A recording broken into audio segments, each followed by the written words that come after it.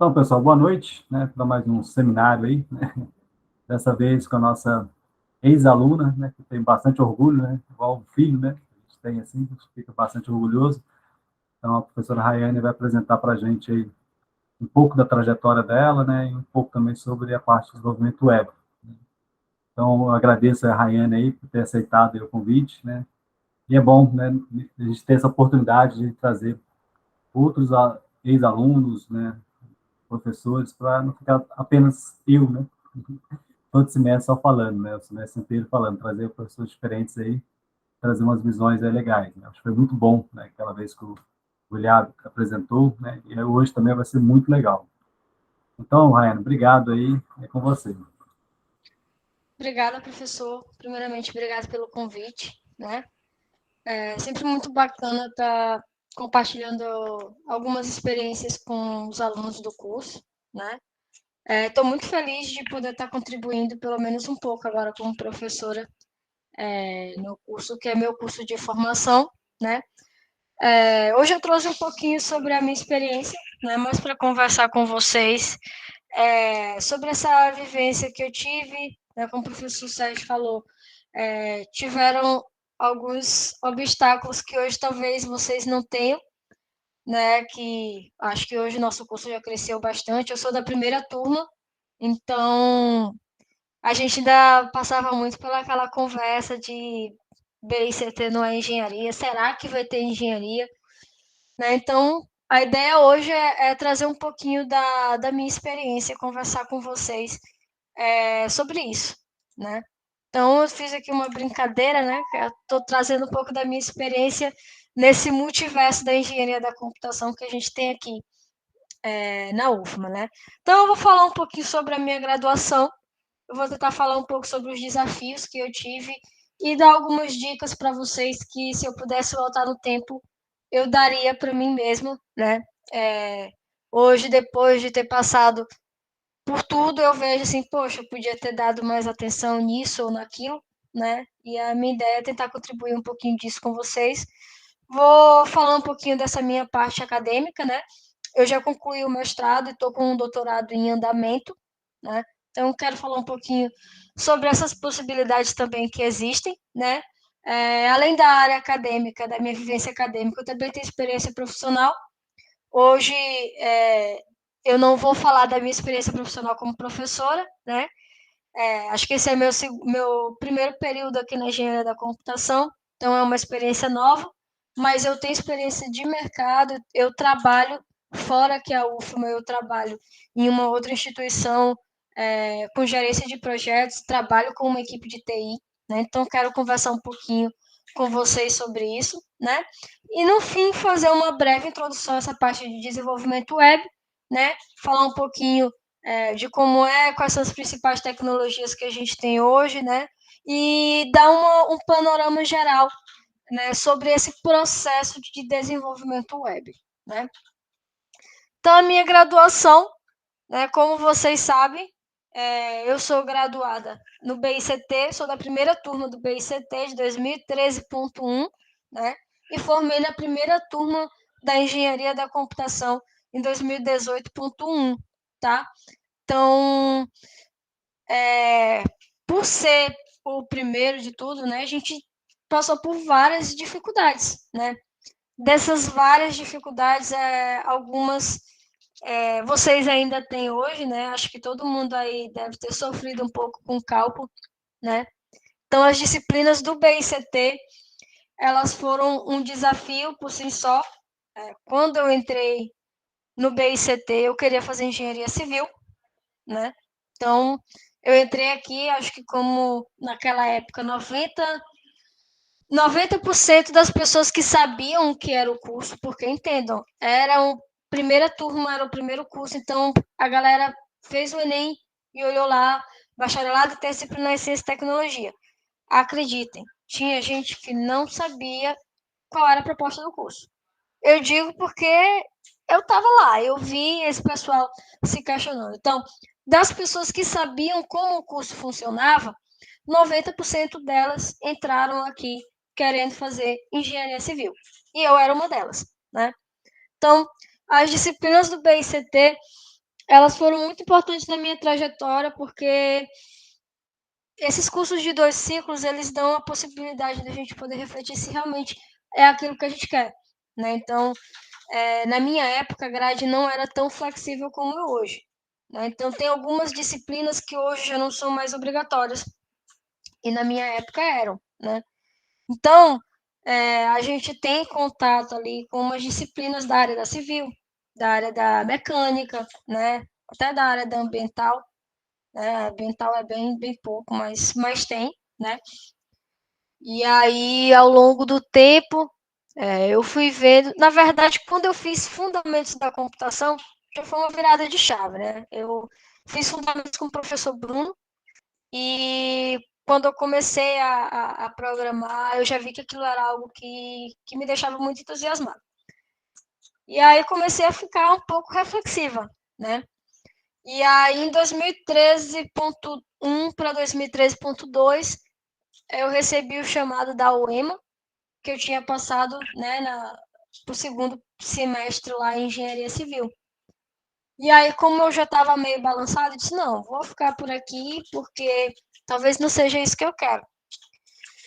E aí, chegando aí mais na frente, eu comecei a perceber que realmente civil não era para mim, né? Não, por N motivos, não quis mais civil e escolhi ficar na área da computação, né? Ter os primeiros contatos com disciplinas de fundamentos, né?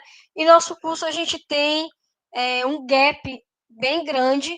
Na minha época tinha, na época de vocês não tem, porque é muito bacana hoje vocês terem a possibilidade de adiantar disciplinas do núcleo tecnológico, né? Na nossa época, a gente trabalhava ali com o sistema de pilhas, né? A gente ia desempilhando. Então, eram resolvidos um problema de cada vez. Então, o que acontecia? As disciplinas que eram as ofertadas, elas eram sendo ofertadas à medida que chegava a gente naquele período. Então, eu no terceiro período não podia fazer paradigma de programação, porque ninguém tinha chegado ainda no núcleo tecnológico, então não tinha por que estar ofertando essa disciplina ali naquele momento, né? Então, foi um desafio ali a gente ter que fazer isso de forma cronológica e a gente foi abrindo um mato mesmo, né? Quando a gente chegou era só mato e a gente foi, botou o facão na mão e foi trilhando esse caminho. E aí o que acontece, pessoal? Existe um gap muito grande entre fazer algoritmos de programação, que a gente via no segundo período, e voltar a programar em paradigmas lá no quinto período, quando a gente chegava no núcleo tecnológico, né? Então, fazer o núcleo tecnológico também foi algo que foi bem difícil, por conta desse tempo aí que a gente passou sem ter esse contato com nenhuma outra disciplina de programação, né? A gente tem fundamentos e algoritmos. Hoje tem laboratório em C, mas na nossa época não tinha, porque fundamentos e algoritmos era dado C. Então, chegar lá no núcleo tecnológico foi muito difícil, porque a gente teve aí esse intervalo sem ter essa parte de programação. Rayane, por que então tu não estudava sozinha essa parte de programação? Porque eu tinha que passar em cálculo, né? Então, esquema de pilhas aí é que todo aluno, imagino que até hoje vocês devem fazer, a gente tem que ir eliminando um de cada vez, né? E o que estava na vez lá da nossa pilha era passar nos cálculos, né? Quando chegou no núcleo tecnológico aí, o problema era outro, era o núcleo tecnológico, né? Então, a gente teve aí alguns desafios, né? E se serve de alguma dica já aqui falando dessa parte de disciplinas, né? Foi algo que a gente sentiu dificuldade em passar muito tempo sem programação para chegar no núcleo tecnológico. E quando a gente chega no núcleo tecnológico, a gente passa muito tempo sem ver matemática. E aí, quando chega lá na engenharia da computação, opa, que beleza! Cálculos e cálculos e cálculos, né? Então, a engenharia da computação e a matemática são duas coisas que são bem parceiras, que andam muito junto. E quando vocês entrarem na engenharia da computação, vocês vão perceber isso nas primeiras disciplinas que vocês vão fazer, tá? Então, a gente tem a disciplina de análise de sistemas lineares, que é uma disciplina bem complexa e que precisa de uma base muito boa de matemática, né? Base essa que depois de um ano sem mexer em cálculo, talvez fique complicado. Claro que vocês hoje em dia já vão colocando tudo, né? Mas se serve de algum conselho, estudem bem EDO. EDO é uma das coisas mais importantes da matemática que a gente precisa na engenharia da computação. Então, a gente usa a EDO para muita coisa. Né? A gente usa a matemática para muita coisa nas disciplinas da engenharia da computação. Então, a gente tem análise de sistemas lineares, a gente tem matemática lógica e discreta, que é uma disciplina bem bacana, mas que não envolve tanto cálculo assim, mas ainda assim envolve cálculo. A gente vai ver matrizes, né, nessa disciplina. Álgebra linear também é algo muito importante, né? E quando chega lá em engenharia de controle, a gente precisa estar bem afiado com transformada de Laplace, né? E talvez são coisas assim que, às vezes, na aula de cálculo, não sei se passam para a gente que aquilo ali é algo muito aplicável.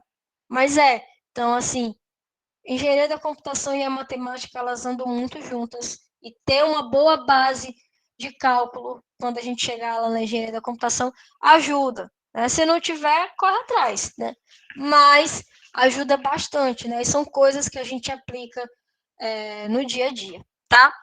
E a outra dica que eu dou é sobre as disciplinas do núcleo tecnológico. Né? Então, quando a gente está nesse momento de estudante, né, muitos de nós, não todos, ficam com muita vontade de programar. Isso é totalmente factível. Né? Então, imagine eu fiz fundamentos e algoritmos e depois, só no quinto período, eu vou ter contato com programação. Né? Então, aquelas disciplinas que envolviam programação, como paradigmas, nossa, eram as disciplinas que eu mais gostava, porque eu estava ali desenvolvendo, eu estava vendo algo factível ali que eu estava fazendo, que eu estava aprendendo, estava tendo contato com tecnologias, né? E tudo isso empolga muita gente. Só que às vezes isso faz com que a gente deixe de lado alguns outros conhecimentos, né? Exatamente, professor. Quando eu for falar lá do mestrado, eu vou falar um pouquinho dessa experiência que eu tive, graças a ter uma boa base de cálculo, né? Então, eu estava muito afim de programar, e aí, às vezes, a gente acaba deixando de lado coisas que seriam importantes, que vão ser importantes no futuro, né? Quando a gente trabalha, quem aí quiser ser desenvolvedor, desenvolver é muito mais do que entender de uma tecnologia. Tecnologia é algo que a gente vai aprender, que a gente pode aprender assistindo um vídeo no YouTube. Outro dia eu peguei uma linguagem nova, estava com dificuldade de fazer uma coisa, e fui ver um vídeo no YouTube, e simplesmente eu parei e disse, pô, tô assistindo um menino de 10 anos me ensinando a fazer um negócio de programação. Né? Então, tecnologia é algo que a gente aprende, mas quando a gente está na universidade, a gente precisa ter uma boa base dos conceitos que estão por trás. Não é como fazer, é por que eu estou fazendo, por que eu estou escolhendo fazer isso daquele jeito. Né?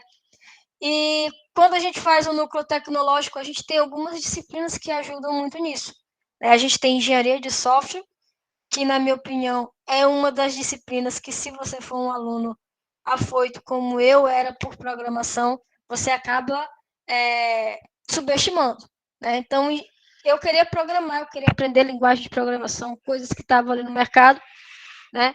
E engenharia de software foi uma das minhas disciplinas assim que eu fiz, porque eu tinha que fazer mais, não dei a devida importância. Então, como eu disse, o conselho que eu estou dando aqui para vocês é o conselho que eu me daria há alguns anos atrás. Então, engenharia de software é uma das disciplinas mais importantes do nosso curso.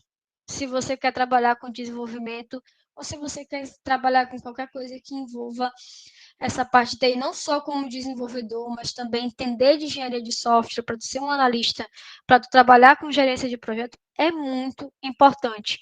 Tá? Então, é uma disciplina que a gente não vai aprender a programar, mas que é essencial para a gente ser um bom programador. Tá? Todas essas disciplinas do núcleo tecnológico, elas são muito importantes para as disciplinas do futuro. Elas vão ser a nossa base, né, para o restante do nosso curso. Por que eu falo isso? Porque a gente precisa, né, valorizar algumas coisinhas, né, que vão além dessa parte de tecnologia.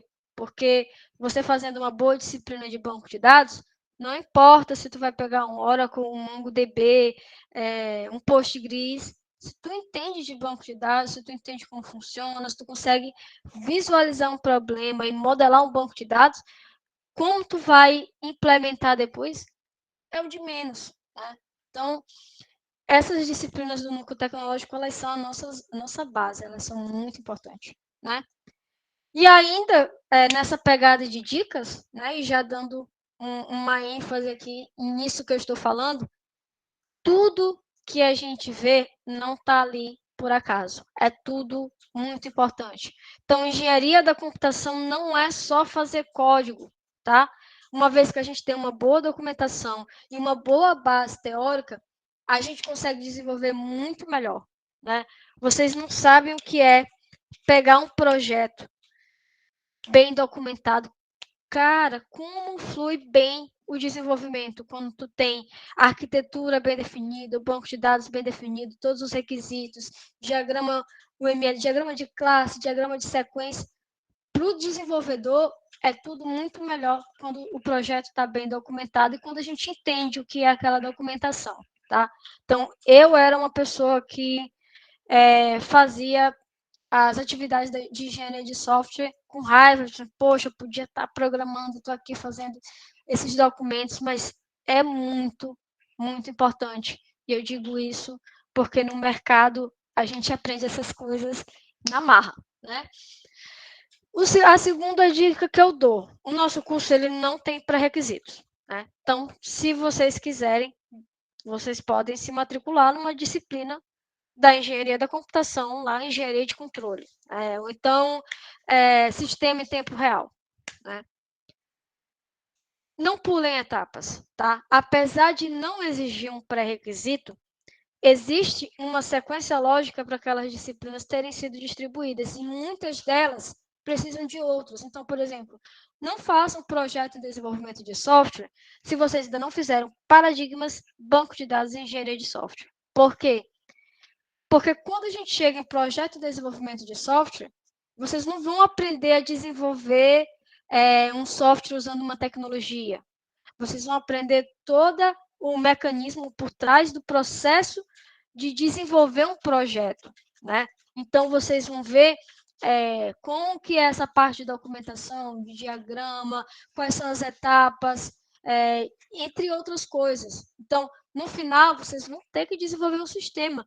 Você já tem que entender o que é um banco de dados. Você já tem que entender, ter o domínio de pelo menos uma linguagem que você vai poder utilizar para fazer o projeto final, né? Então, é muito importante a gente tentar seguir aquela sequência que já está pré-estabelecida. Ah, Rayane, mas se eu quiser fazer uma disciplina lá da frente, eu posso?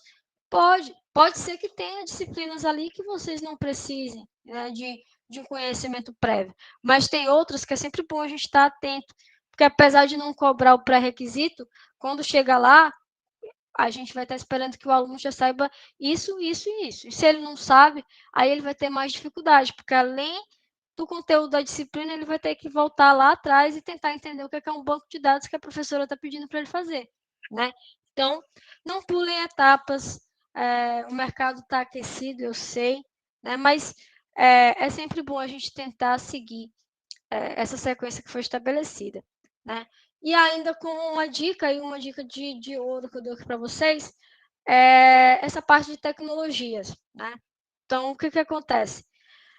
Aproveitem os trabalhos das disciplinas para desenvolver conhecimentos em diferentes tecnologias. Se esforcem em aprender, né? Ah, o professor Sérgio vai botar o Spring Boot, eu sei fazer em outra coisa, eu sei fazer em PHP, eu quero fazer em PHP. Não, tu já sabe o PHP. Te força aqui para aprender o Spring Boot, porque no final, lá no mercado, né, quando for fazer lá a tua entrevista, as tecnologias vão contar. E aqui tu não vai ter uma disciplina para tu pegar uma tecnologia. A gente aprende tecnologia, a gente desenvolve essas habilidades basicamente nesses projetos de final de disciplina, que a disciplina de banco de dados pede, que a disciplina de paradigmas pede, que a de projeto de desenvolvimento de software pede, né? Então, esses trabalhos que a gente faz são uma oportunidade para a gente se forçar a aprender uma coisa nova, uma tecnologia nova que vai agregar no nosso currículo, né? Como profissional. Né? Então, o professor Sérgio está falando aí do TCC. Quando eu estava na minha época de graduação, eu fazia PIBIC, né? Eu fiz iniciação científica. Mas o que eu me forcei a fazer? Eu disse, não, eu não vou usar o meu PIBIC para o meu primeiro TCC porque eu quero aprender outra coisa. Né? Então, eu fiz um projeto do PIBIC e eu fiz um projeto totalmente diferente com outro orientador para ser o meu TCC. Porque eu tinha a visão que naquele momento ali era o momento que eu podia tentar aprender alguma coisa de duas áreas diferentes. Né? E a engenharia da computação, ela nos permite, como profissionais, como futuros engenheiros, né? Ela nos dá a possibilidade de trabalhar com a parte de hardware também. Né? E aí eu vou fazer uma ressalva aqui sobre esse nosso desejo aí de estar o tempo todo programando, né?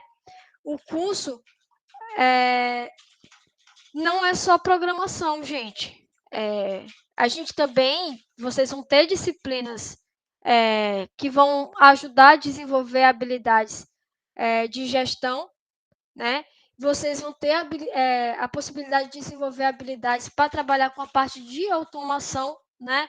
Então, a gente não tem só um único mercado como engenheiro da computação. A gente não pode ser só um desenvolvedor. Claro que hoje ser desenvolvedor é maravilhoso e tal, mas existem essas outras competências que a gente pode desenvolver no curso. E, às vezes, a gente está tão preocupado em aprender aquela tecnologia do momento, em aprender sobre programação, que a gente deixa a parte de sistemas embarcados de lado, de circuitos digitais de lado. Então, são competências que nós, como engenheiros da computação, também temos que ter.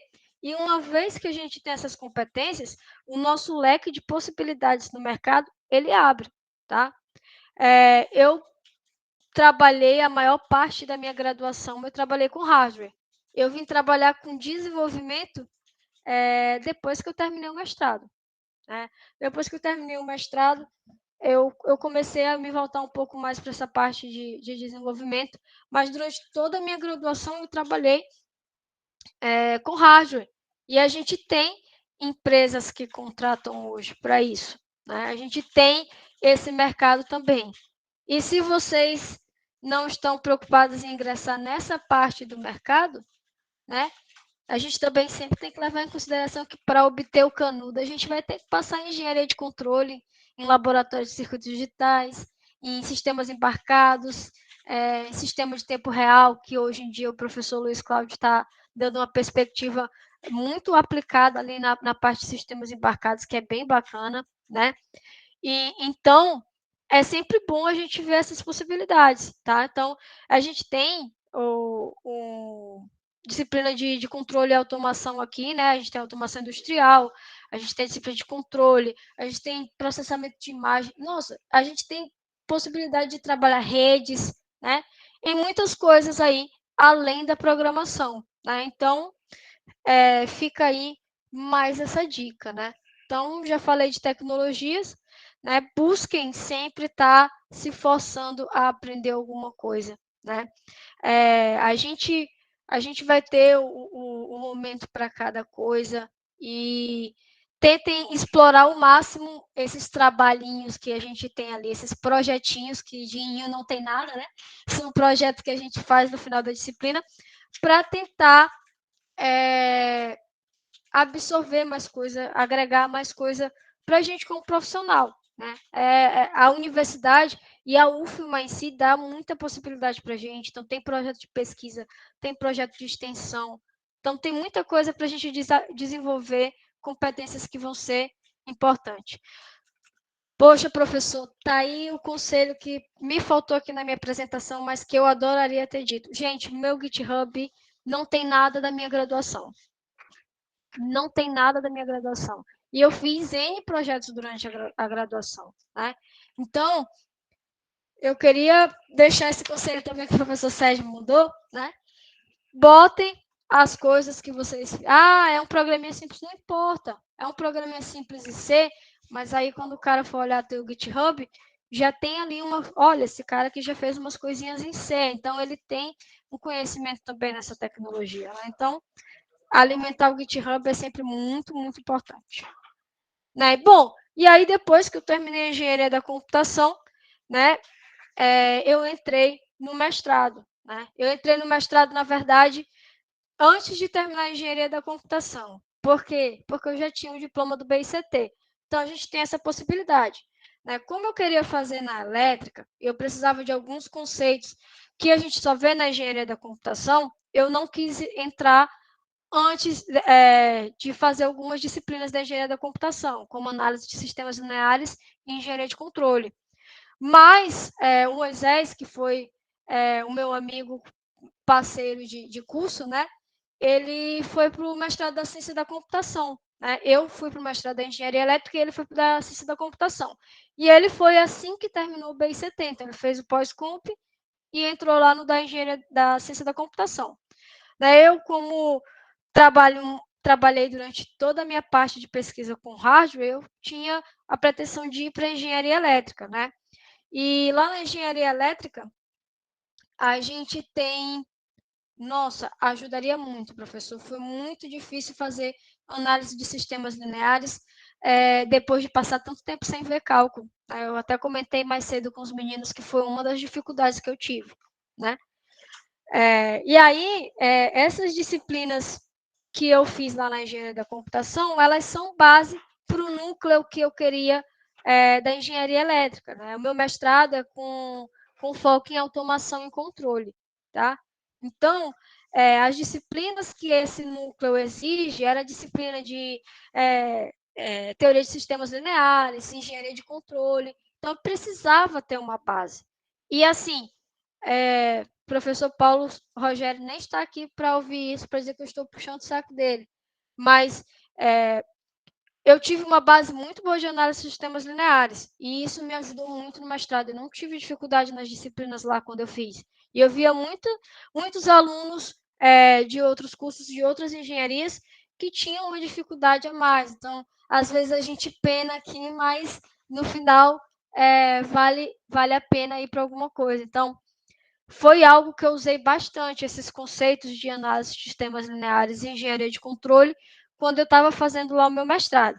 Claro que não tem só essas possibilidades, né? Tem o mestrado também da ciência da computação, que a gente pode entrar com BICT, e também tem a possibilidade de entrar na engenharia elétrica e escolher como área a ciência da computação. E aí é todo um leque de outras disciplinas que você tem para fazer. Rayane, então por que tu não fez isso?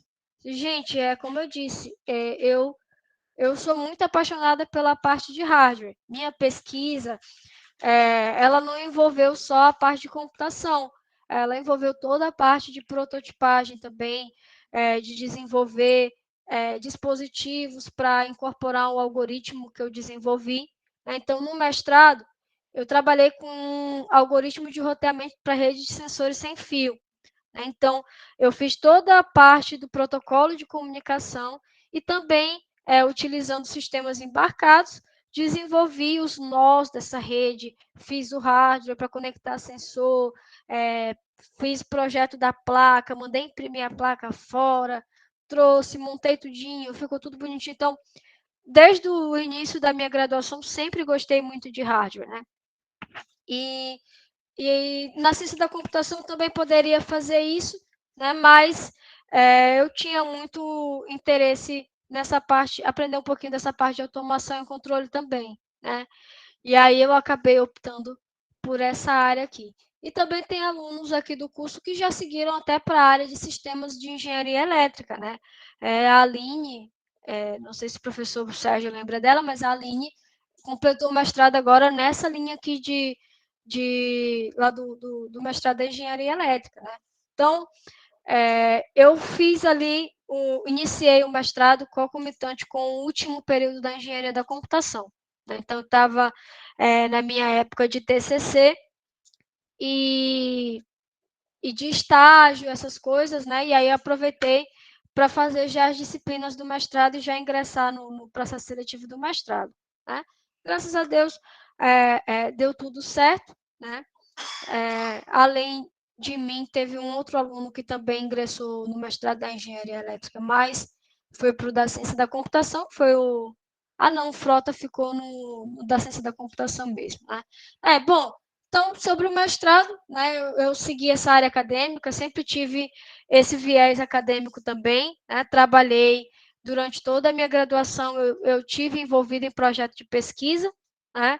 E aí segui essa área, sempre gostei muito disso, sempre estive bastante envolvida e sempre foi minha pretensão tentar voltar um dia aqui na engenharia da computação e dar aula. É algo que eu gosto e eu também tenho um carinho muito grande pelo curso, né? Eu vi esse curso nascer, então eu tenho muita vontade de ingressar e optei por fazer o mestrado, né? E assim que eu terminei o mestrado, veio a pandemia, né? Eu tinha a pretensão de fazer o doutorado fora, né? Eu trabalho em parceria com o pessoal da França, mas como estava na época da pandemia, eu disse, rapaz, eu não vou esperar acabar isso aqui não, eu vou começar logo por aqui, né? E acabei continuando o doutorado por aqui mesmo pela engenharia elétrica, né? Então, durante o meu mestrado, eu fiz nessa área de automação e controle, trabalhei com rede de sensores sem fio em um projeto aí de parceria com o Instituto de Research e Development da França, tá?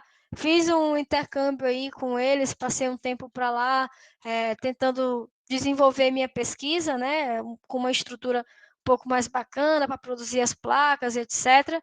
Aqui na universidade perto aqui do Brasil, da Guiana Francesa, né, que é onde minha co-orientadora é professora, né? Minha co-orientadora, ela é de lá, então a gente trabalha aí nesse projeto, né? Bem bacana, né? E aí, como eu falei para vocês, eu passei ali o meu mestrado, uma parte, né, em paralelo com a engenharia da computação. Foi um tanto quanto desafiador, até porque quando a gente vai para o mestrado, logo no começo tem bastante disciplina para fazer, mas, né, no final deu tudo certo, né? Eu botei um link aqui do Saiba Mais, que tem as informações aqui da engenharia elétrica, depois eu disponibilizo o material, quem tiver interesse em visualizar como é que é o processo seletivo, e entre outras coisas, quais são as linhas de pesquisa, quais são os professores que recebem alunos para fazer o mestrado, né? O mestrado da engenharia elétrica é um mestrado bem bacana, tem bastante disciplina legal que pode agregar muito, né? Para quem é da área da indústria e do mercado, tem muitas pessoas da Vale, por exemplo, que fazem mestrado com a gente, nesse foco de automação e controle. Então, sai muita pesquisa bacana, pesquisa aplicada, né? Que desse pessoal que trabalha na Vale e busca fazer um mestrado para encontrar soluções para problemas que a empresa tem, né?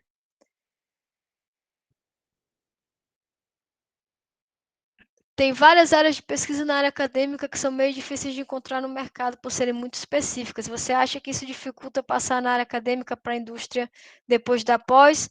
Ou tem bastante coisa que se pode aproveitar? Aí, Ítalo, como eu estou te falando, né?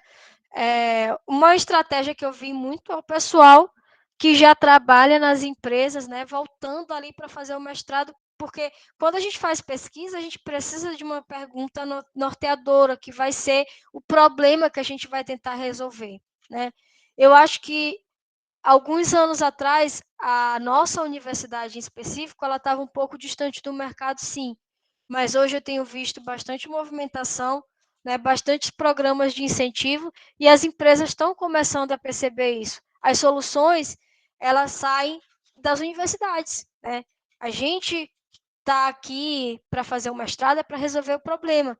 E quando a empresa vê que tem um grupo de pessoas ali querendo resolver problemas, as empresas geralmente têm vários problemas, né? Então, é algo que tem mudado um pouco, principalmente ali nesse meio que eu tô da engenharia elétrica. Eu não sei como que está o pessoal da ciência da computação, mas eu vejo uma mobilidade ali do pessoal da engenharia elétrica, um interesse de fazer parcerias com empresas, né, para resolver problemas de empresa. Mas um mestrado, acadêmico ou não, ele é algo que agrega em vários aspectos para a gente, né? Não só no mercado, por exemplo, quando eu entrei no mercado, eu entrei como desenvolvedora, mas o fato de eu já ter um mestrado, já ter uma bagagem maior, já me colocou, meu primeiro emprego eu não fui desenvolvedora júnior, eu já fui lá para pleno, né? Então, em concurso também é algo que conta como ponto, né? Então, para quem está ali, poxa, estou buscando ainda o que, que eu quero fazer e tal, um mestrado é algo que pode ajudar a desenvolver outras habilidades, né? Mas acho que hoje está muito mais próximo da indústria do que estava na época que eu fiz. E na época que eu fiz já tinha uma galera da Vale, né, estudando aqui na UFMA, fazendo mestrado, tentando, né, obter esse segundo canudo aí, beleza? Então, vou deixar o link aí para vocês, depois vocês darem uma olhada, né?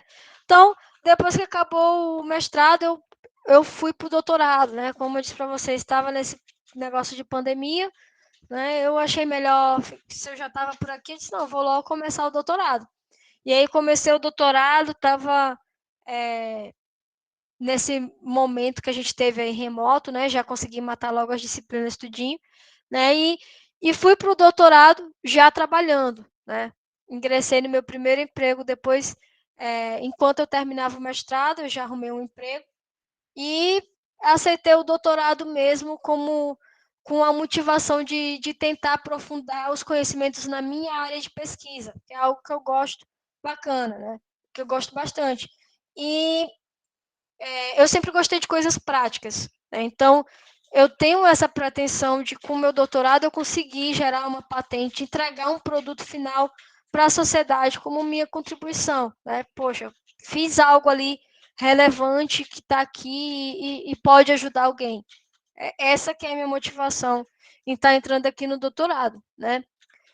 E, por enquanto, o principal desafio tem sido conciliar a minha carreira profissional com os meus estudos, né? Eu acho que devem ter várias pessoas aqui que trabalham e estudam e estou conversando de toda essa experiência, mas durante toda a minha graduação eu não trabalhava, eu só estudava, entre aspas, aí eu só, porque ainda assim, quem só se dedica para os estudos é um esforço grande que a gente tem que ter, né? É um esforço grande para conseguir se formar dentro de todos os desafios que a gente tem, né? Mas na época eu não tinha uma outra ocupação, então era muito mais simples, é muito mais tranquilo dizer para vocês, eu fiz o PIBIC e quis fazer outro projeto aqui no TCC, claro, eu tinha tempo para fazer isso. E quem não tem, faça só o seu TCC e aprenda o máximo possível que puder com o seu TCC, porque é difícil trabalhar e estudar, né? Então, tem sido o meu principal desafio, mas aí eu me continuo aí motivada a terminar, né? Falta pouco tempo, eu já qualifiquei, né? Então, logo, dependendo dos meus resultados da pesquisa, que é o meu segundo desafio, né? O desenvolver da pesquisa. Quando tu tá no doutorado, é muito mais complicado, porque tem que ser uma tese, tem que ser algo novo, tem que ser algo que vá agregar alguma coisa para a sociedade, né? Então, o desenvolvimento da minha pesquisa tem sido um desafio, né? Fora a questão do idioma, eu não falo francês, eu me comunico com minha orientadora em inglês, né? Ela também não fala português, ela fala francês e inglês ali é o nosso meio termo. Então, ainda tem o idioma aí como um empecilho para a gente, mas são desafios que vão ser superados, né? E aí eu queria trazer uma opinião bem sincera, né, a respeito dessa parte de academia e dessa parte do mercado, né? Acho que todo mundo aqui vai fazer engenharia da computação nessa disciplina de paradigmas, então já vencemos esse desafio de escolher a engenharia, né? E hoje, esse custo-benefício entre academia e mercado é complicado, né? Acho que muita gente se pergunta: será que compensa fazer um mestrado se eu não quero ser professor? O mestrado ele agrega muito conhecimento, pessoal, muito conhecimento mesmo, porque é totalmente diferente da graduação. Quando você vai para a carreira acadêmica, tu é mais autodidata, né? Tu, quanto mais tu estuda, mais tu sabe que tu não sabe nada, porque tu tá sempre ali se especificando em uma coisa a mais. Então, quem puder fazer uma pós-graduação, eu acho que é super válido. E assim, é algo que eu aconselho. Não precisa ser um mestrado acadêmico, né? Então, se aprofundar mais em algo, ser mais especialista, né? O mercado gosta que a gente domine coisas específicas, né? Claro que a gente tem uma formação aqui generalista, né? Mas o mercado está aí sempre exigindo de nós. E o que eu quero trazer com essa pergunta aqui de academia versus mercado, qual seguir, depende muito do coração de vocês.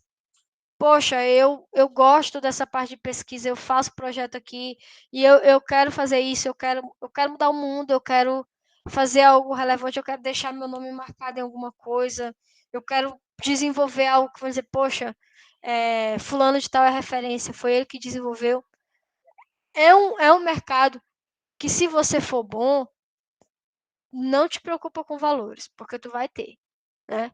Vai ter. Aqui no Brasil, ainda assim, não tem como, sem o apoio aqui, sem ter um desenvolvimento aqui no Brasil, de tu conseguir oportunidade lá fora. Então, começa aqui que eu te garanto que tem vários projetos aí, tem amigos que estão indo para os Estados Unidos trabalhar. O Moisés está terminando o doutorado dele, sanduíche, lá em Portugal, né? Então, quem é bom, cara, consegue espaço nessa parte acadêmica. Eu tenho muita pretensão de voltar e dar aula e compartilhar minha experiência profissional. E nesse ramo de professor aqui na UFMA, né, a gente só consegue progredir em termos de avançar aqui nos nossos cargos através de títulos. Então, o doutorado, para mim, é algo essencial. Se eu quiser ser professora daqui da SCP, porque eu atualmente sou substituta, né? Vai abrir um concurso, eu preciso ter doutorado para poder passar no concurso, né? Então, é uma escolha que eu tomei com base na minha pretensão, no meu planejamento de vida. Mas eu quero dizer para vocês que é um caminho que quem é bom consegue se destacar e consegue grandes coisas, né? E falando de mercado, depois da pandemia, o mercado mudou totalmente, né? Então a gente tem a possibilidade hoje, como desenvolvedor, de trabalhar para empresas do mundo todo, de trabalhar aqui, ganhar em dólar remoto, né? Então o mercado está muito aquecido. Então é algo tentador, é algo que tem feito pessoas optar menos pelo mestrado, né? Mas eu digo para vocês que, independente se vocês vão para a academia ou não, você já tem um diploma, né? E, na minha opinião, claro que cada um sabe onde o sapato aperta, né? Mas o curso como um todo da engenharia da computação, você concluir ele, vai agregar muito valor para ti como profissional, né? Então, hoje o mercado está absorvendo pessoas, mesmo se a pessoa ainda não terminou o curso, eles já estão pegando, dizendo, não, tu já sabe programar, vem, corre aqui. Mas não abandonem o curso de vocês. Eu não estou falando para vocês como uma pessoa que está dando aula no curso, eu estou falando para vocês como uma pessoa que, no mercado de trabalho, estou vendo o quanto o conhecimento que eu obtive no curso como um todo agrega para mim. Tá? Então, o mercado tá louco, pessoal. Tem muita oportunidade, tem muita vaga para desenvolvedor, né? Mas a gente A gente não é obrigado a trabalhar só com isso, só com desenvolvimento, né? E o curso ajuda a desenvolver outras habilidades de gestão de hardware que podem te abrir portas maiores do que as que a programação abriu, ou então no final, poxa, você percebeu que você gosta mais de trabalhar com gestão do que ser um desenvolvedor, né? Então, quando a gente é um engenheiro, a gente desenvolve a capacidade, a habilidade de lidar com problemas, de resolver problemas. Então, esse é um perfil que, quando a gente tem esse canudinho aqui de engenharia da computação, a pessoa já sabe que a gente tem, pô, esse cara aqui, ele é engenheiro, então ele não é um cara que vai só, eu vou pegar e botar para ele programar e ele vai programar. Ele é um cara que ele vai conseguir desenvolver uma arquitetura, que ele vai conseguir modelar um sistema todo para mim, que ele vai ter uma visão mais geral, que ele vai conseguir liderar uma equipe, né? Então, é muito importante aí a gente não deixar essa questão do mercado prender a gente e acabar desmotivando a continuar o curso, porque quando começa a trabalhar e estudar, eu sei que depois o negócio pesa, né? Então, fica a dica aí, né? Então, como experiência profissional, correndo aqui um pouquinho para a gente conseguir falar de desenvolvimento web, né? Eu comecei a trabalhar como desenvolvedora, eu trabalhei na Cefaz, pela empresa da Montreal.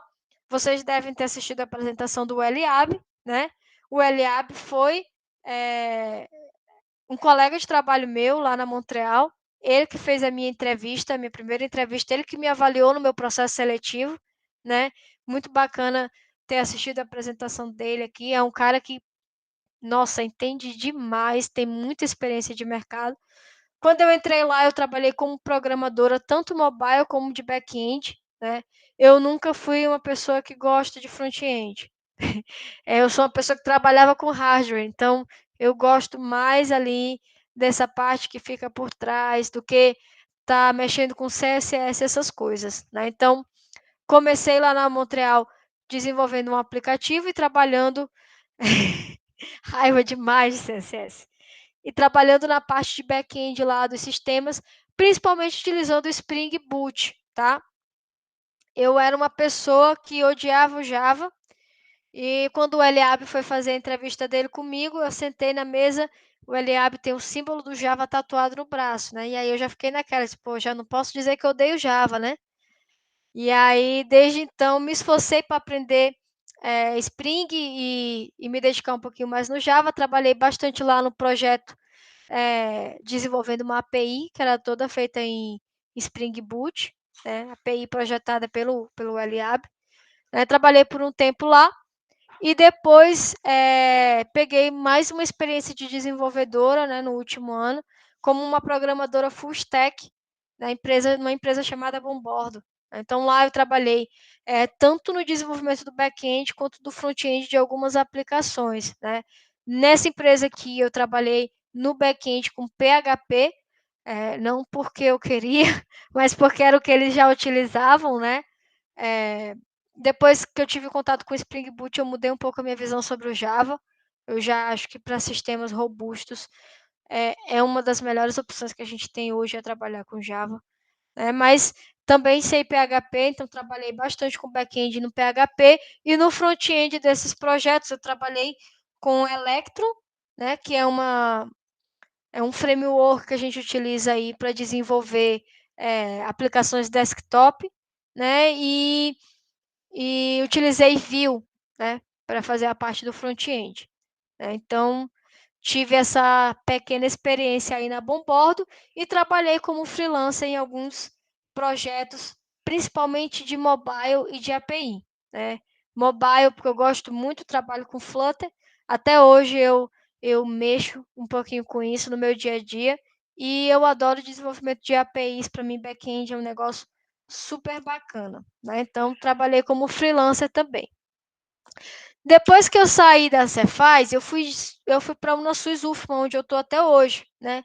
Na Unasus, eu dei uma mudança na minha carreira, né? Como eu falei para vocês, eu comecei a trabalhar como desenvolvedora depois do mestrado, mas eu nunca quis, eu nunca tive a pretensão de trabalhar apenas com isso, de ser programadora. Eu sempre gostei de pensar no projeto como um todo e não só executar. Né? Dependendo da empresa que tu tá, muitas vezes tu só executa. Né? Então, a parte legal que eu achava não ficava comigo. Então, eu tive essa oportunidade de mudar de área e aceitei o desafio de vir para a Unasus UFMA, né? Comecei como analista de sistemas e depois assumi a supervisão da parte de produção de TI lá da Unasus, né? Então, hoje eu trabalho gerenciando uma equipe de mais ou menos 12 pessoas, né? 12 desenvolvedores. Né? A gente trabalha com React, JavaScript, TypeScript, né? Node.js. Então, a gente trabalha com a produção de recursos educacionais, né? Mandando um oi aí para o Riordan, que é um dos desenvolvedores da minha equipe, né? Tá aí hoje. E foi uma mudança aí que eu basicamente queria, era isso que eu estava querendo da minha vida, entendeu? É planejar uma aplicação, é dar pitaco nisso, naquilo. Então, eu gosto de fazer todo o processo, eu gosto de fazer levantamento de requisitos, eu gosto de bolar arquitetura, eu gosto de resolver problemas, né? Não só programando, né?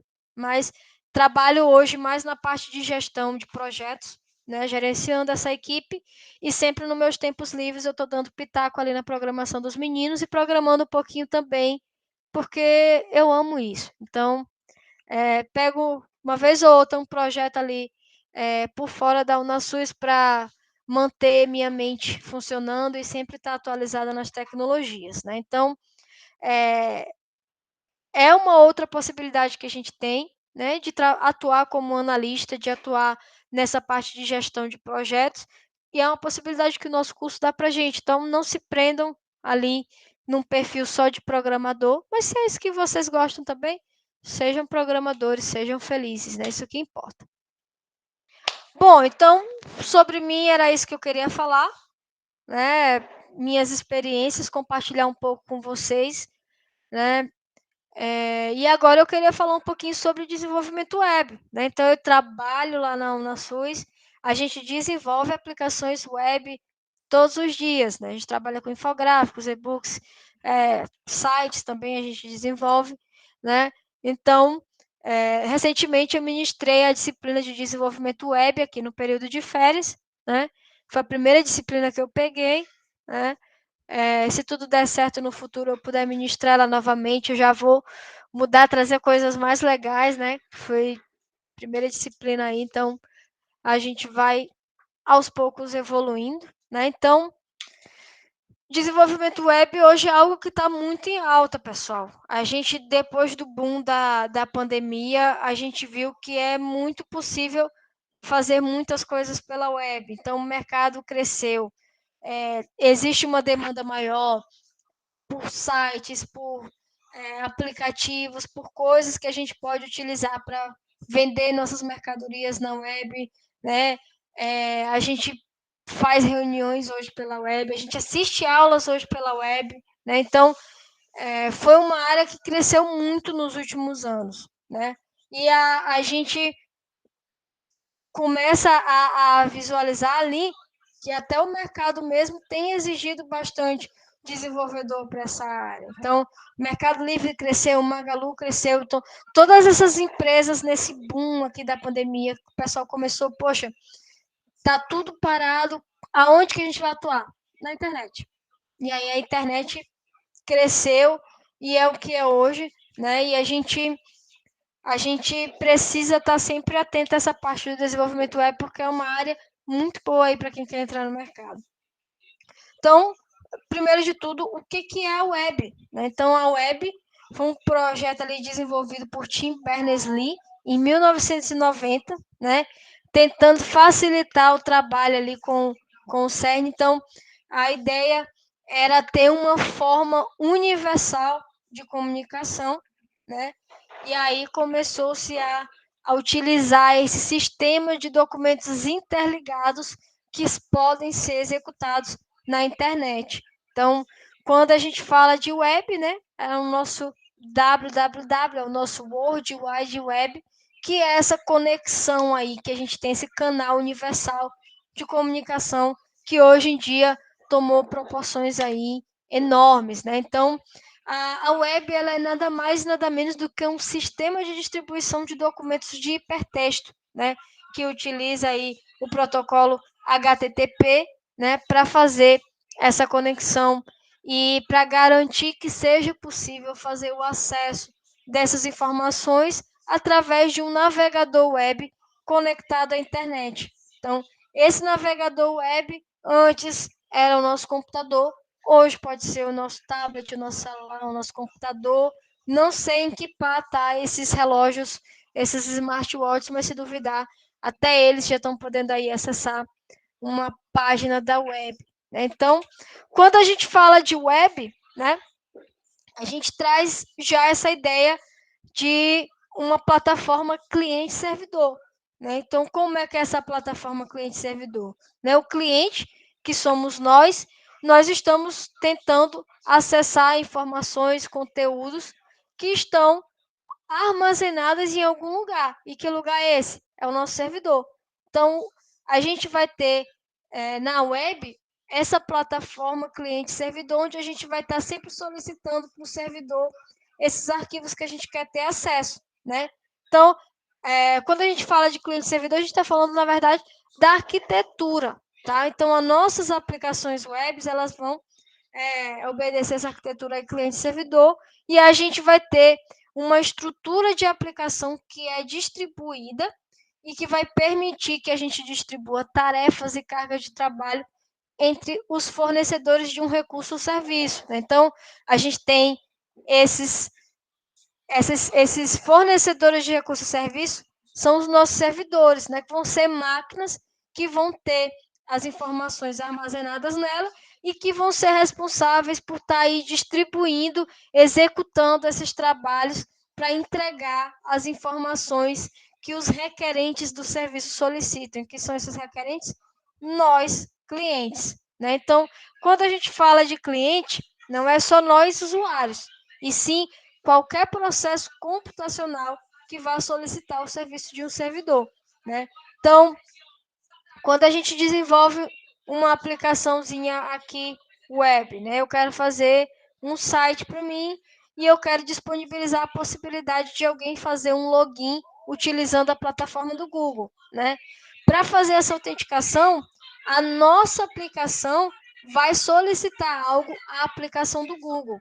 Então, entendam que nesse caso, a nossa aplicação está sendo o cliente da aplicação do Google, porque eu estou solicitando algo para ela, né? Então, o cliente ele não é só o usuário, e sim qualquer coisa que pode solicitar um serviço para um ou para mais servidores, tá? Geralmente, a gente tem aí um front-end, uma página aí web que vai permitir que nós, usuários, possamos interagir com esses servidores, mas pode ser, né, que esse cliente possa ser a nossa aplicação, né? Então, quando a gente fala de cliente, né, a gente está muito ligado a essa parte de aplicações web. E o que, é que são essas aplicações web? Né? Vão ser sistemas que são feitos para rodar na internet. São sistemas que são interpretados por um navegador. Então, esses sistemas eles vão ter ali uma interface e nós, usuários, vamos interagir com essas interfaces e pegar informações, mandar informações, né, para um servidor, tá? E quando a gente fala do lado do servidor, a gente tem o nosso servidor web. O que esse servidor vai ser, né? Vai ser uma máquina que vai ser responsável por hospedar a página web, né? Deixando essa página web disponível para que qualquer usuário possa solicitar ela através de um navegador, né? Então, quando foi criada ali a internet, né? A ideia era interligar várias máquinas e conseguir mandar informações entre elas. Hoje, a gente mantém essa ideia aí de máquinas que a gente pode estar pegando informações dessas máquinas. Então, quando a gente faz um site, quando a gente faz uma página web, né, a gente gera ali o nosso HTML, o nosso CSS, o nosso JavaScript, a gente guarda esses arquivos em um servidor. E toda vez que um cliente precisa acessar nosso site, ele pede para o servidor esses arquivos e renderiza eles no celular, no tablet ou no computador de quem está solicitando, né? Então, o servidor é o coração da nossa web, é onde vai estar guardado tudo e para quem a gente vai estar pedindo as coisas, né? Então, quando a gente trabalha com desenvolvimento web, né, a gente tem duas perspectivas aí que a gente pode seguir, né? A gente pode escolher atuar no lado do cliente, né, na parte ali que vai ser o nosso front-end, né, da nossa aplicação, a parte mais visual do nosso sistema, e a gente pode também escolher ser um desenvolvedor que atua ali por baixo dos panos, né, que é na parte de desenvolvimento do back-end, né? Então, geralmente, a gente tem essas duas perspectivas aí quando a gente fala de desenvolvimento web. E é claro que a gente tem o desenvolvedor full stack que trabalha com os dois, né? Mas vocês que estão aqui no começo dessa parte de programação, já começar a visualizar que tem essas duas vertentes aí. Então, dependendo do que vocês têm mais afinidade, vocês podem seguir uma carreira de desenvolvedor ou no front-end ou no back-end, tá? Quando a gente fala de front-end, tem três coisas que vocês têm que comer aí com farinha. É HTML, CSS e JavaScript. Ah, Rayane, quer dizer que vocês desenvolvem lá na UnaSUS com HTML, CSS e JavaScript? Também. Ah, mas tu não falou que era React. Gente, para trabalhar com essas bibliotecas, essas tecnologias novas, se vocês não souberem essa base antiga aqui, não rola. Porque o React ele usa JavaScript, mas tu tem que entender de CSS para estilizar as páginas e tu tem que entender de HTML para saber quais são basicamente os componentes que tu vai utilizar, né? Vou fazer um input, vou fazer um parágrafo, como é que é? Então, HTML, CSS e JavaScript são três coisas que qualquer desenvolvedor front-end tem que saber demais. E o que o desenvolvedor front-end faz? Né? A principal função dele é tornar o projeto do web designer em realidade. Aí, quem é o web designer? Tu não falou. É verdade. Hoje é uma apresentação aqui resumida, mas o web designer, geralmente, pessoal, nós somos programadores. O que acontece? A gente não é designer, né? Mas quando a gente começa ali a pegar os nossos primeiros projetinhos para ganhar aquela grana, né? A gente diz, não, é para fazer um site? Não, beleza, vou fazer aqui. A gente vai lá e desenha. Gente, parabéns para quem tem habilidade, quem faz páginas web aí bonitas e consegue fazer essa parte do design, né? Mas eu, particularmente, não tenho criatividade para isso. No mundo ideal, não é o programador que vai planejar as telas da nossa aplicação, e sim um web designer, que é um designer que tem uma visão ali voltada para a web, que vai ser responsável por desenhar no Illustrator, no Photoshop, no Figma, no Adobe XD, na ferramenta que ele quiser, que ele dominar, que ele vai planejar todas as telas da nossa aplicação. Tá? Então, no mundo perfeito, é isso que acontece. No mundo real, pode ser que sim, rapaz, a gente precisa entregar um site aqui, pede para fulano. Aí vai lá, fulano que é programador, vai desenhar as telas, né? Pode não ficar com as melhores combinações de cores, ou então pode até ficar, né? Mas no mundo perfeito, a gente tem uma pessoa que estudou, que entende de cor, que entende de UI UX, né, que planeja essa interface. E nós não, vocês, que eu não sou desenvolvedora front-end. Vocês, desenvolvedores front-ends, qual a função de vocês? É pegar essas telas que foram feitas lá no Illustrator, no Figma, e codificar essas páginas, né? Utilizando o quê? Alguma tecnologia, depende da empresa de vocês, depende da tecnologia que vocês escolheram para o projeto, né? Mas, no final das contas, tudo se resume a essas três coisinhas aqui, tá? Então, quem gosta de CSS, quem, poxa, gosta de mexer nas coisas, fazer um negócio bonito, sou a pessoa criativa, pô, domino essa parte de estilização aí, parabéns, você vai ser um ótimo desenvolvedor front-end, né? É o que não é meu caso, pessoal. Eu quando eu trabalhei com front-end, né? Um dos motivos pelo qual eu não fiquei mais no projeto foi por isso, porque eu tinha raiva todo dia que eu tinha que mexer em CSS, né? Então, existem aí, né, várias tecnologias que a gente pode estar utilizando que combina isso daqui e facilita a nossa vida no desenvolvimento, né? A gente tem o Angular, a gente tem esse Ember aqui. Esse Ember, eu sempre falo dele, pessoal, mas eu particularmente nunca utilizei, tá bom? A gente tem o Backbone.js, a gente tem o Vue.js, tá? O Vue.js eu já utilizei. É bastante simples, é bem bacana de utilizar, né? O Angular eu não tenho experiência, né? Mas também é bastante utilizado. E o React, que é algo que eu vejo todo dia, né? É, trabalho com React. O React é uma biblioteca, né, que ajuda muito no desenvolvimento, né? Que permite aí a gente trabalhar e fazer aplicações bem fluidas e bem bacanas, né, de front-end, aí utilizando o JavaScript, tá bom? Então, existem essas tecnologias, mas, gente, essas tecnologias aqui não são nada sem esses conhecimentos aqui, tá? Tá tudo interligado. E back-end, professora? A back-end é muito, muito bacana. Então, quando a gente trabalha como desenvolvedor back-end, qual é a nossa função? Né? O pessoal do front-end, né, fez lá a tela, tá tudo muito bonito. Qual a função do back-end? É fazer aquelas coisas bonitas funcionarem, né?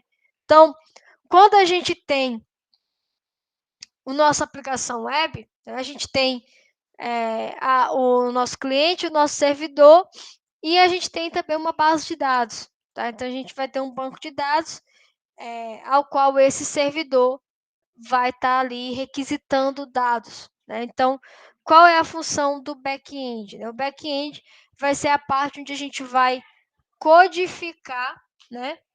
Uma aplicação que vai ser responsável por fazer essa integração com o banco de dados e fazer toda a parte de segurança e escalabilidade do nosso projeto, tá? Então, quando a gente trabalha com back-end, né, assim como lá no front-end a gente tem que dominar essa parte de HTML, CSS e JavaScript, aqui no back-end a gente precisa dominar algumas coisas, né? Primeiro, protocolo HTTP, né? O back-end vai ajudar a gente a entregar as coisas que o cliente está querendo. E o cliente vai se comunicar com o servidor como? Através de requisições HTTP. Então, a gente tem um protocolo de comunicação que tem toda uma comunicação padronizada, né? E quando a gente trabalha com back-end, a gente precisa entender essas requisições HTTP para poder fazer as operações de acordo com o que foi pedido pelo cliente. Então, quem trabalha com back-end aí na parte web tem que dominar o protocolo HTTP, entender quais são os status de códigos de resposta que a gente tem que dar, quais são os verbos HTTP, o que cada verbo HTTP faz, quando eu vou usar um put, quando eu vou usar um delete, quando eu vou usar um get, quando eu vou usar um post. Então, a gente precisa entender isso porque é no back-end que a gente vai tratar, vai fazer essa parte de segurança, de rota, de interpretar a requisição, ver qual foi o verbo que foi usado, o que está sendo pedido, né? E fazer toda a dinâmica ali com o banco de dados para poder entregar o que foi pedido pelo cliente, tá? Quando eu falo de entregar o que foi pedido pelo cliente, né?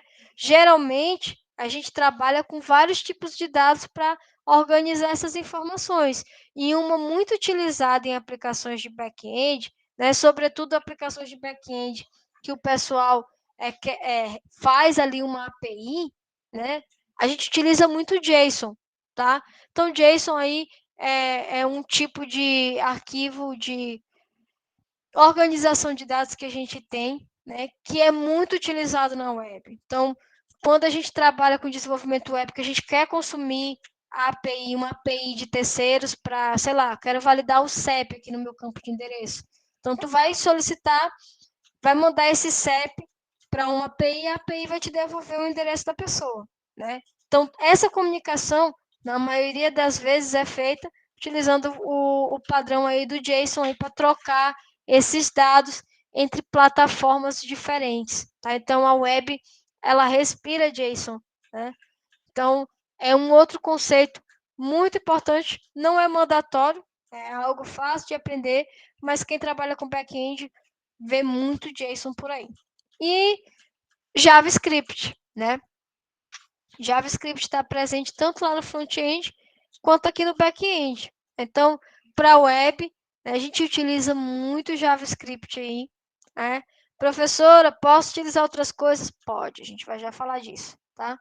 Mas hoje no mercado, essa parte de JavaScript está muito forte, né? Então, tem muita coisa aí. O Node.js ele veio para revolucionar essa parte de API, de fazer aplicações aí para o back-end. Gente, é muito simples fazer uma aplicação utilizando o Node.js. Tem muita coisa aí, muita biblioteca que a gente pode chamar, importar, que ajuda a gente em coisas que antes, lá no PHP, por exemplo, tu tinha que fazer na mão. Claro que PHP já tem seus frameworks e suas bibliotecas que ajudam, né? Vide o Lumen aí, que é muito utilizado no PHP ainda para fazer essa parte de back-end, né? Tem o Laravel também, que ajuda tanto no front quanto no back-end, né? Então, mas o JavaScript aí tem ganhado muita força nos últimos anos, né? Então, a gente como desenvolvedor back-end, a nossa meta aí é fazer uma aplicação que vai fazer essa integração entre banco de dados e gerenciar essa parte de segurança e escalabilidade, né? E algumas tecnologias aqui que são utilizadas, né? Para fazer o back-end, né? Tem o JavaScript que eu já falei. Eu botei aqui o Node e o Lumen, que são possibilidades, né? O Node trabalha com JavaScript e o Lumen trabalha com PHP. Tem o PHP em si, no puro, né? Tem o C Sharp aí, o pessoal. C Sharp é uma tecnologia também muito boa, né? Muito bacana de trabalhar, da Microsoft, é bem parecida com o Java, né? Tem o Java aí para quem gosta de Java. E tem o Python também, que pode ser utilizado na parte web, né? Tem o Flask, acho que tem Django, né? Tem alguns frameworks aí que o pessoal utiliza para desenvolver na web, para fazer back-end utilizando o Python, né? Então, fica aí algumas dicas de tecnologias, né? E falando como um todo do processo de desenvolvimento de software, né? A gente tem algumas etapas que a gente tem que seguir quando a gente vai desenvolver uma aplicação web. Então, existem uma série de rituais que a gente pode fazer, tem vários fluxos, mas, no final das contas, tudo se resume a esses 5 passos aqui, né? Entender a aplicação, planejar a nossa aplicação, criar essa aplicação, criar e desenvolver são duas coisas diferentes, a gente vai ver agora, e fazer a publicação, né? Então, uma parte muito importante aqui que eu vou dar um realce para vocês, né?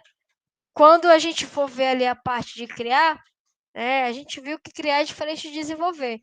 Então, ajuda muito no desenvolvimento web planejar a nossa interface com antecedência, né? Então, existem várias formas da gente planejar aí nossa interface, né? Tem vários, durante esses próximos slides a gente vai ver aí a possibilidade de trabalhar com wireframes, de mockups e fazer protótipos, né? E tudo isso aqui pode ser utilizado nesse processo de desenvolvimento de software para ajudar e evitar o retrabalho na parte da codificação. Então, quando a gente vai entender o problema, né, entender a nossa aplicação, é uma das fases mais importantes, porém subestimadas, tá? Então, às vezes a gente está com tanta vontade de desenvolver que a gente esquece de perguntar o máximo de coisas possíveis para o cliente. E cliente é um negócio complicado. O cliente, às vezes, nem ele sabe o que ele quer. Então, ter uma boa fase de briefing é muito importante para a gente conseguir definir o escopo do nosso projeto da melhor maneira possível. E uma vez que eu defini da melhor maneira possível, a chance de eu ter que refazer e de levar a algo que o cliente não vai gostar, que não era o que ele queria, é muito menor, tá? Então, essa fase a gente vai obter as informações e os dados que a gente vai precisar ali do cliente. Geralmente a gente faz isso através de reuniões, tá? Então, a gente vai tentar aí fazer esse briefing. Tem várias técnicas de briefing que a gente pode fazer, tem questionários de briefing para evitar tu fazer uma reunião tomando questionário. Eu prefiro conversar, porque se conversando, às vezes o cliente não fala direito, imagina tu mandando um questionário, né?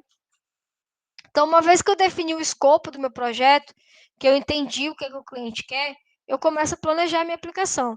E essa parte de planejamento da aplicação, ela é muito importante para que a gente consiga entender ali o que vai agregar valor para o nosso produto, para o nosso software. Né? Então, entender o mercado, ver como é que estão os concorrentes do nosso cliente é importante para a gente tentar sugerir ali um diferencial, ver o que o pessoal está fazendo e ver o nível do que a gente vai entregar para que o nosso cliente fique satisfeito. Tá?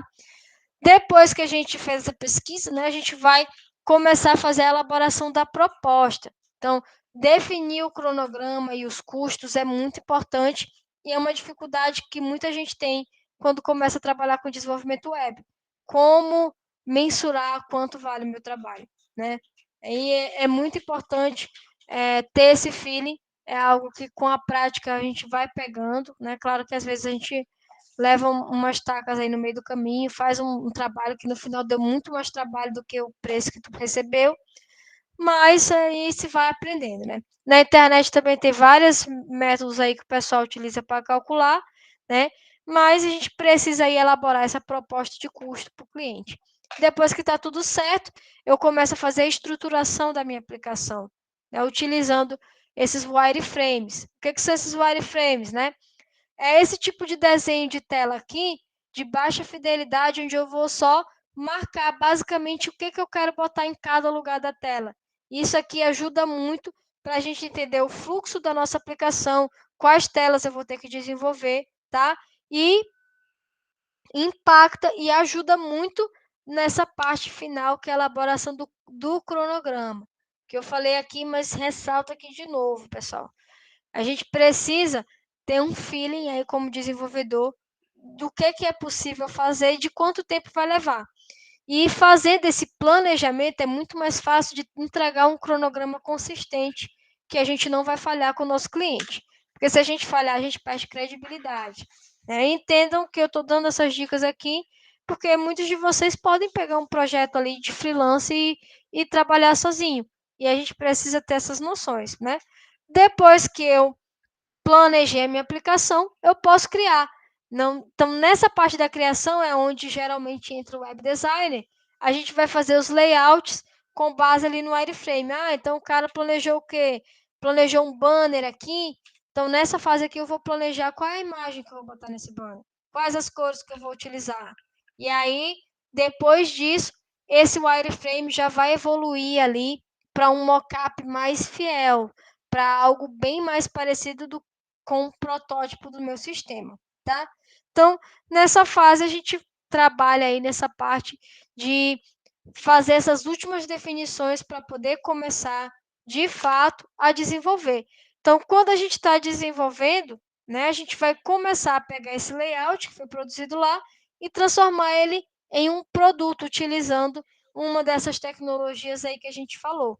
Né? Então, nessa etapa aqui, a gente vai fazer as funcionalidades, a gente vai instalar os módulos que forem precisos aí no nosso projeto, a gente vai preparar o site para indexação, que é algo muito importante com quem trabalha com site, né? E fazer o teste do site em diversos navegadores. Gente, navegador é um negócio complicado, né? Principalmente aí para o pessoal do front-end, né? O CSS, às vezes no Mozilla fica de um jeito, no Chrome fica de outro, e às vezes no Safari nem roda. Então, é muito importante fazer esse teste em vários tipos de navegadores diferentes, tá? Então, depois que a gente desenvolveu tudo, testou tudo, validou com o cliente, aí a gente vai passar para a etapa de publicação, onde hoje em dia, quando a gente vai fazer um projeto aí de disciplina, a gente não precisa mais rodar local, né? Tem o Vercel, tem o Netlify, tem um monte de, de sites por aí que ajudam a gente, o próprio GitHub, o Heroku, que ajudam a gente a hospedar a nossa aplicação, tá? Então, em um mundo real, o nosso cliente vai ter um domínio, né? www.rayane.com.br, e aí a gente vai ter que configurar esse registro desse domínio e depois fazer toda a parte de contratação do serviço de hospedagem para garantir aí uma infraestrutura e hospedar o nosso site em um servidor esse que vai ser acessado através do nosso domínio, para que todo mundo consiga, através da internet, acessar a nossa aplicação web. Aqui são alguns serviços de hospedagem que eu coloquei aí para vocês, né? E, gente, no mais, era isso, né? Muito obrigada aí pela atenção de todos, né? Espero ter contribuído de alguma forma aí para vocês, né?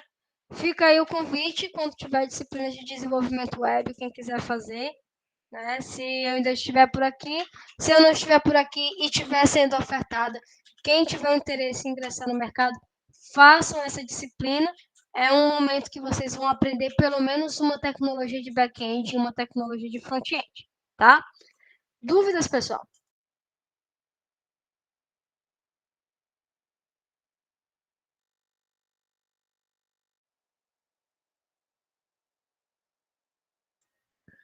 Bom, então é isso, pessoal. Agradeço pela atenção de todos, né? Se alguém tiver alguma pergunta, algo do gênero, esse é o momento. Se não, vou encerrar aqui a aula do professor Sérgio.